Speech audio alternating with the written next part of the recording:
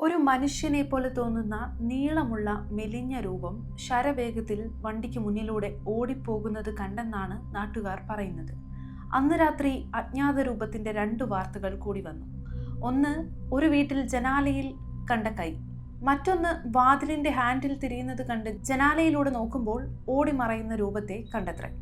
എന്തായാലും ഈ സംഭവം ആ നാടാകെ കത്തിപ്പടർന്നു.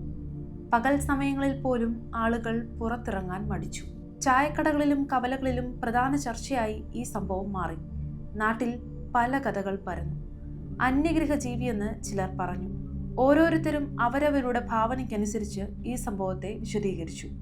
പേരെടുക്കുന്നതിനായി ചിലർ ഈ ജീവിയെ കണ്ടുവെന്ന് നുണക്കഥ പരത്തി. അതിനിടയിൽ ചിലർ പാഞ്ഞു പോകുന്ന രൂപമായും ഇരുളിൽ മറഞ്ഞിരിക്കുന്ന രൂപമായും ആ ജീവിയെ കണ്ടു. അതോടെ മിക്ക വീടുകളിലും ആയുധങ്ങളൊക്കെ സജ്ജമാക്കി വെച്ചു. ചില ഒറ്റപ്പെട്ട സ്ഥലങ്ങളിലെ മരങ്ങളിലൊക്കെ ലൈറ്റുകൾ കെട്ടിവെച്ചു. നാട് മുഴുവൻ നല്ല വെളിച്ചമായി. അങ്ങനെ പെട്ടെന്നൊരു ദിവസം ആ സംഭവം ഉണ്ടായി. ആളുകളുടെ കൂവൽ വിളികൾ കേൾക്കുന്നിടത്തേക്ക് നാട്ടുകാർ ഓടിയെടുത്തു. ഷെഡിനുള്ളിൽ ആ രൂപമുണ്ടെന്ന് പറഞ്ഞ് എല്ലാവരും നാലുപാടും വളഞ്ഞു. പോലീസുകാരെത്തി ഷെഡിനുള്ളിലേക്ക് കയറാൻ തയ്യാറെടുത്തു.